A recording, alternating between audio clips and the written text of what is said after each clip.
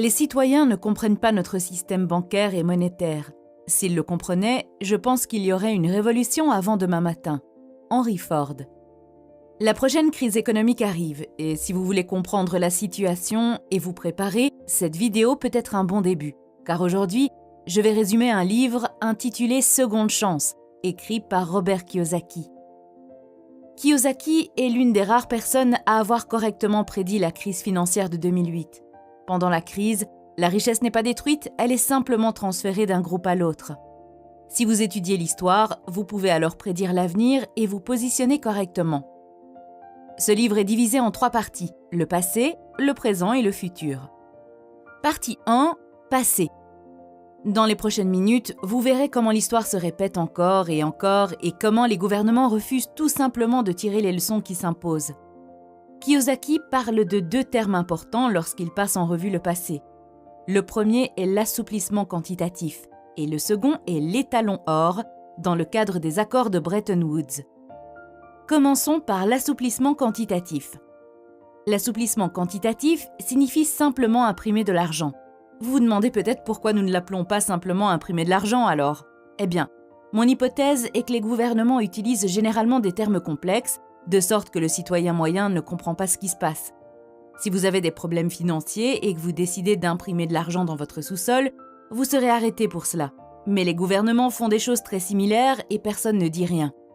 Les gouvernements impriment généralement de l'argent lorsqu'ils sont en crise économique ou lorsque l'argent est nécessaire pour des situations critiques comme la guerre. Vous vous demandez peut-être pourquoi il est mauvais d'imprimer de l'argent, et la réponse est chaque fois que l'on imprime de l'argent, les pauvres et la classe moyenne s'appauvrissent et les riches s'enrichissent encore plus. L'impression de l'argent tue la valeur de la monnaie, augmente l'inflation et les impôts. La richesse des gens ordinaires est volée par l'inflation. L'inflation est certainement mauvaise pour le citoyen moyen, elle signifie que l'argent pour lequel il a travaillé dur a soudainement moins de valeur.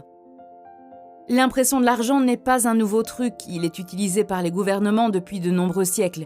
Et ce qui fait peur, c'est qu'il s'est toujours terminé par un désastre. Il n'y a pas une seule preuve dans l'histoire montrant que l'impression de la monnaie a apporté la prospérité à long terme. Elle conduit les pauvres et les gouvernements plus importants à être dirigés par des forces politiques plutôt que par de véritables lois économiques. Kiyosaki donne des exemples du XXe siècle. Mais je vais quand même remonter plus loin dans l'histoire et commencer par l'Empire romain, car plus on regarde loin dans l'histoire, mieux on peut voir l'avenir. Lorsque l'Empire romain a été confronté à la guerre, il a commencé à avilir la monnaie, ce qui signifie aussi imprimer de la monnaie. Comme les pièces d'argent et d'or étaient utilisées comme monnaie, ils ont commencé à les faire fondre et à y ajouter d'autres métaux pour augmenter la masse monétaire. Ils ont également essayé une autre version de l'impression de la monnaie appelée découpage des pièces, ce qui signifie que lorsque l'argent des impôts était collecté, ils découpaient les bords de la pièce et faisaient fondre toutes les petites pièces afin de créer de la nouvelle monnaie. Ils ont même utilisé la réévaluation de la monnaie. Le gouvernement a pris une pièce et a collé le 0 à côté du 1 et soudain vous avez 10 pièces. Tout cela a finalement conduit à une hyperinflation, à une augmentation des impôts et au chaos économique.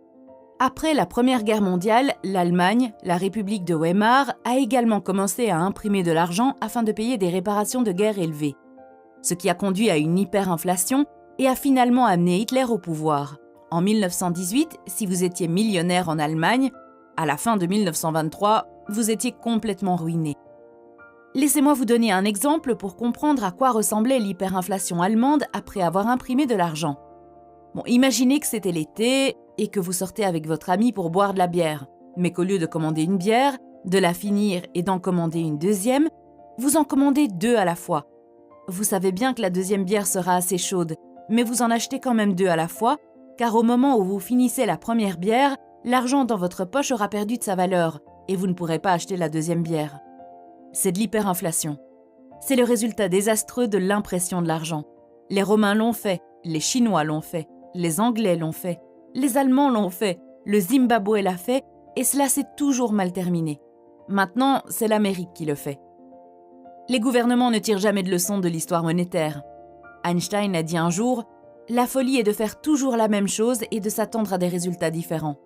Maintenant que nous comprenons ce que signifie imprimer de l'argent, parlons de la fin de l'étalon or en 1971 dans le cadre de l'accord de Bretton Woods. C'est cet événement qui a accéléré encore plus l'impression de la monnaie. Selon l'accord de Bretton Woods, le monde fonctionnait selon l'étalon or, ce qui signifie que les autres monnaies étaient liées au dollar et que le dollar était lié à l'or, le tout avec un taux de change fixe. Pour chaque dollar en circulation, il devait y avoir une quantité égale d'or stocké dans la réserve, de sorte que si une banque ou un pays voulait de l'or, il pouvait apporter un dollar et l'échanger contre de l'or et vice-versa.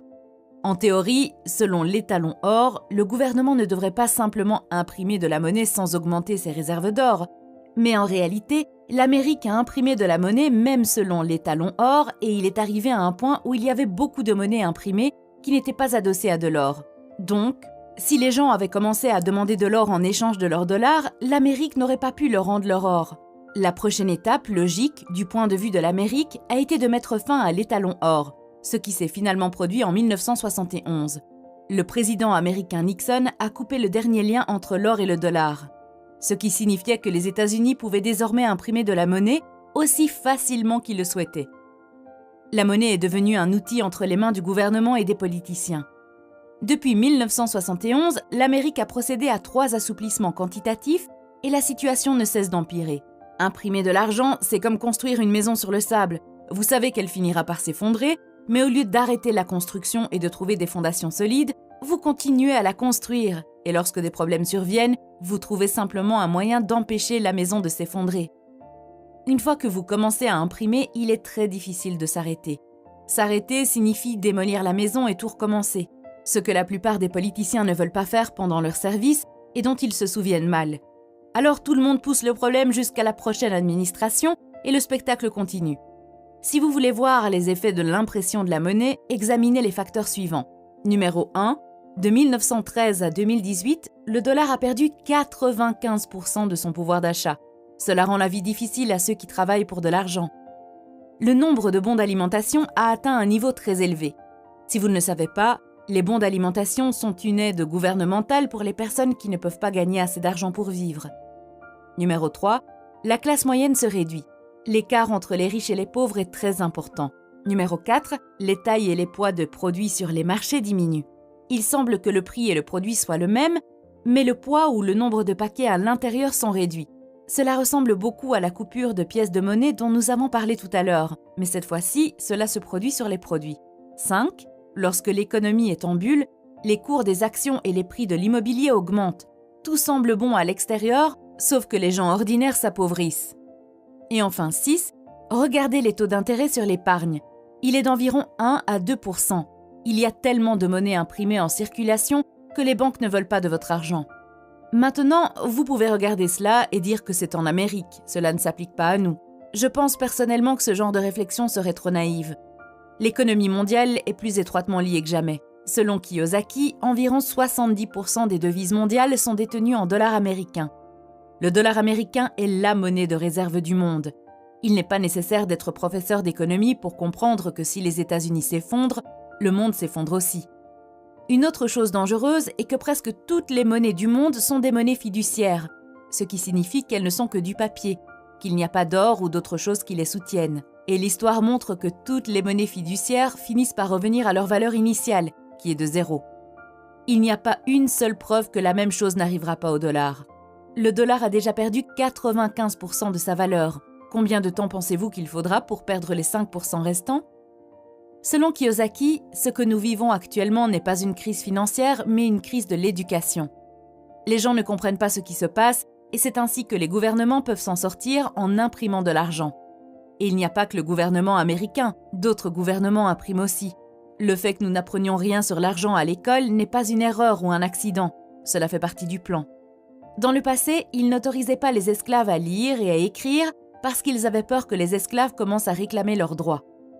Le gouvernement nous oriente dans une certaine direction et cette direction n'est pas conçue pour profiter aux citoyens moyens. Elle est conçue pour profiter aux Wall Street et aux ultra-riches. On nous conseille à la plupart d'entre nous de travailler dur, d'économiser et d'investir à long terme en bourse. Kiyosaki dit que l'on n'est pas obligé de lui faire confiance, mais que vous devez simplement réfléchir un instant et comparer ses conseils avec les faits dont nous avons parlé il y a quelques instants et vous poser la question. Est-il logique de travailler dur pour gagner de l'argent alors que travailler plus dur entraîne une augmentation des impôts et que l'argent que vous gagnez perd de sa valeur et que les prix des produits augmentent ? Est-il judicieux d'économiser de l'argent lorsque le gouvernement imprime de l'argent? Est-il judicieux d'investir à long terme dans le marché boursier lorsque la bourse est manipulée et que les entreprises prélèvent une grande partie de vos bénéfices par le biais des commissions? Selon Kiyosaki, si vous commencez simplement à interroger et à rechercher toutes les choses qu'on vous a dites, vous vous rendrez vite compte qu'aucune d'entre elles ne joue en votre faveur. Partie 2, le présent. En cas de crise, les personnes qui souffrent le plus sont celles qui se trouvent à gauche du cadran des flux de trésorerie, salariés et indépendants. Car ce sont ces personnes qui travaillent pour de l'argent et elles seront les premières à perdre. La vraie richesse se trouve à droite du cadran des flux monétaires. Les personnes de ce côté ne travaillent pas pour de l'argent, ils travaillent pour des actifs tels que des terrains, des biens immobiliers et des entreprises. L'auteur recommande de passer du côté gauche du cadran des flux de trésorerie au côté droit, où se trouve la vraie richesse. Et pour ce faire, il recommande de choisir l'une des 4 classes d'actifs. Au cas où vous ne le sauriez pas, les 4 classes d'actifs sont les entreprises, l'immobilier, les matières premières et les actifs papiers tels que les actions et les obligations.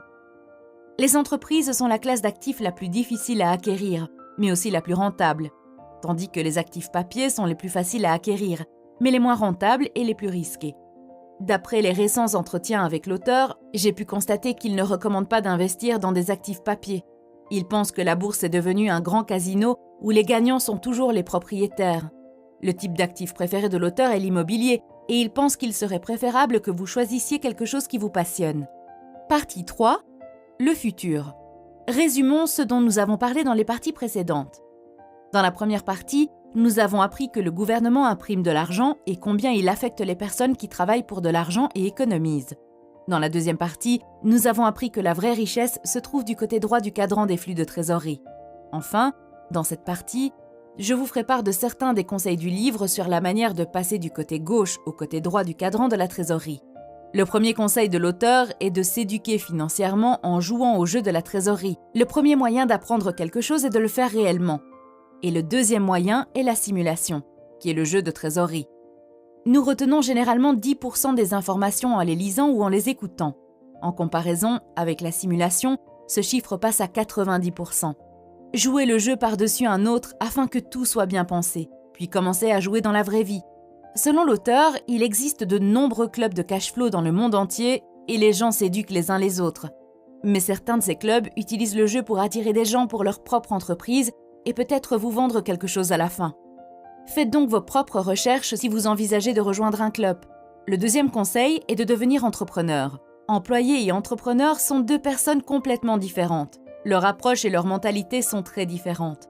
On entend toujours dire qu'il faut bien étudier et trouver un bon emploi dans une grande entreprise.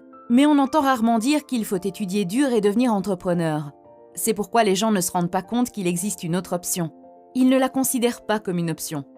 Nous sommes suffisamment formés pour demander du poisson, mais pas assez pour en attraper. Dans le communisme, le gouvernement doit construire les maisons et fournir des emplois. Mais dans le capitalisme, ce sont les individus qui construisent l'économie. Malheureusement, la plupart des gens vivent encore dans l'esprit du communisme et attendent du gouvernement qu'il s'occupe de tout. L'auteur conseille vivement de devenir entrepreneur, car les impôts et la loi sont rédigés en faveur des entrepreneurs. Les entrepreneurs sont ceux qui construisent l'économie, créent de nouveaux emplois, développent l'immobilier et investissent. Le gouvernement a besoin des entrepreneurs, sinon il n'y aurait pas d'emploi et le gouvernement ne pourrait pas percevoir d'impôts. Beaucoup de gens pensent qu'il est risqué de devenir entrepreneur. Ils veulent donc un emploi sûr dans une entreprise, mais il n'y a plus de sécurité de l'emploi. La plupart des emplois se déplacent en Inde, aux Philippines et dans d'autres pays à bas prix. Avoir un emploi est en fait plus risqué que de devenir entrepreneur, car lorsque vous avez un emploi, vous n'avez qu'un seul client et c'est votre employeur. S'il vous licencie, vous avez de gros problèmes. Mais si vous êtes entrepreneur, vous avez beaucoup de clients. Conseil numéro 3. Ne vivez pas en dessous de vos moyens. Augmentez vos moyens. Si vous allez chez le planificateur financier, il examinera vos dépenses et vous conseillera de les réduire. Kiyosaki explique pourquoi nous ne devons pas regarder l'autre côté de l'équation et trouver des moyens d'augmenter nos ressources. La réduction des dépenses est un tueur de passion. Ne tuez pas votre passion, mais trouvez plutôt des moyens de l'alimenter. Demandez-vous toujours comment vous pouvez faire pour vous le permettre. Conseil numéro 4. Apprenez à utiliser la dette et les impôts pour acquérir plus d'actifs. Depuis 1971, l'argent est devenu de la dette. Quand les gens vous disent de vous sortir de vos dettes, ils vous disent de vous sortir de l'argent. Bien sûr, je parle de la bonne dette, qui est une dette utilisée pour acheter des biens qui vous mettent de l'argent dans la poche, pas celle qui sert à acheter des passifs tels que la télévision, une voiture, de belles vacances, etc. Conseil numéro 5. N'ayez pas peur de faire des erreurs et d'échouer. Cela fait partie du processus. Simplement, rappelez-vous combien de fois vous avez dû tomber avant d'apprendre à faire du vélo avec succès. Je tiens à vous informer que je ne suis pas un expert financier et je vous recommande vivement de faire vos propres recherches. Ce qui est bon pour l'auteur ou pour moi peut être complètement faux pour vous. Devenir entrepreneur est un travail difficile et peut-être que vous n'avez pas envie de travailler dur, vous êtes stressé à assumer toutes les responsabilités. Peut-être que vous ne vous souciez pas de vos actifs et que vous êtes heureux d'être endetté et de vous promener avec une Mercedes. C'est votre vie et ce n'est pas à moi ni à personne d'autre de vous dire quoi en faire. Merci d'avoir regardé.